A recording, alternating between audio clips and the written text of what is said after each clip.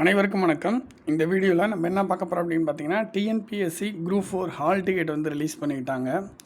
Exam வந்து பார்த்தீங்கன்னா 9 June 2024 9/6/2024. Already இன்னும் 2 வீக்ஸ் தான் இருக்குது. ஓகேங்களா? ஹால் டிக்கெட் வந்து ரிலீஸ் பண்ணிட்டாங்க டிஎன்பிஎஸ்சி தரப்பில். கொஞ்சம் முன்னாடியே இயர்லியாகவே ரிலீஸ் பண்ணிக்கிட்டாங்க. எப்போதும் வந்து ஒரு 1 வீக் பிஃபோர் வந்து ரிலீஸ் பண்ணுவாங்க. இப்போ 2 வீக்ஸ் பிஃபோரே ரிலீஸ் பண்ணிட்டாங்க. இது வந்து ஒரு நல்ல விஷயம்.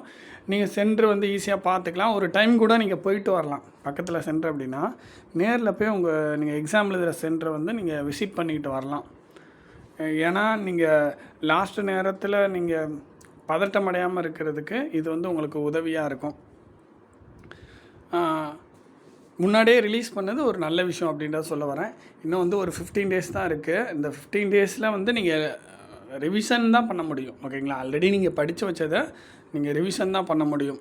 புதுசாக ஏதாவது அதிகமாக படிக்கிறீங்க அப்படின்னா நிறைய கன்ஃபியூஸ் ஆகும். புரியுதுங்களா? எவ்வளோ நாள் நீங்கள் படித்ததை ரிவைஸ் பண்ணுங்கள். சரியாக படிக்கலை அப்படின்னா படித்ததை ஃபஸ்ட்டு ரிவைஸ் பண்ணுங்கள். ஓகேங்களா? புதுசாக வந்து நீங்கள் படிக்க என்ன ஆகும், நிறைய வந்து கன்ஃபியூஸ் ஆகும். புரியுதுங்களா?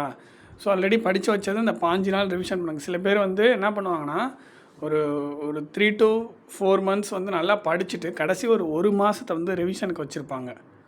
புரியுதுங்களா? அதாவது ஒரு 4 to 5 months படிக்கிறதுக்கு டைம் இருக்குது அப்படின்னா என்ன பண்ணுவாங்க, ஒரு 4 months படிச்சுட்டு ஒரு 1 month வந்து ரிவைஸ் பண்ணுவாங்க. நமக்கு மொத்தமாகவே நோட்டிஃபிகேஷன் வந்ததுக்கப்புறம் தான் ஒரு ஃபயர் ஆகிருக்கும், படிக்க ஆரம்பிச்சிருப்பீங்க நிறைய பேர்.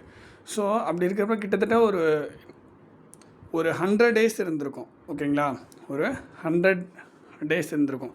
இதில் வந்து ஒரு 80 டேஸ் வந்து நீங்கள் புதுசாக படிச்சிருக்கலாம். லாஸ்ட் 20 டேஸ் வந்து ரிவிஷன் பண்ணலாம். ஸோ இந்த மாதிரி தான் பண்ண முடியும். ஒரு குறுகிய காலகட்டத்தில் நீங்கள் ஒரு 3 months நீங்கள் படிக்கணும், 100 டேஸில் நீங்கள் படிக்கணும் அப்படின்னா என்ன பண்ணணும், ஒரு 80 டேஸ் வந்து நீங்கள் நல்லா படித்ததை லாஸ்ட் ஒரு 20 டேஸ் வந்து ரிவைஸ் பண்ணணும். இப்போ வெறும் 15 டேஸ் தான் இருக்குது. ஓகேங்களா? ஸோ இதில் நல்லா வந்து ரிவைஸ் பண்ணுங்கள். ஓல்டு கொஸ்டின்ஸ்லாம் வந்து படிங்க. கண்டிப்பாக தமிழுக்கு வந்து பார்த்திங்கன்னா ஓல்டு கொஸ்டின்ஸ் வந்து கண்டிப்பாக நீங்கள் படிக்கணும். 2012 படித்தா நல்லது. பட் இப்போ டைம் கம்மியாக இருக்கிறதுனால 2022, 2023, 2024 வரைக்கும் ஓல்டு கொஸ்டின்ஸ் வந்து தமிழ் படிங்க. மேக்ஸ் வந்து அட்லீஸ்ட் 2023 வருஷத்தோட மேக்ஸ் கொஸ்டின்ஸ் வந்து போட்டு பாருங்கள்.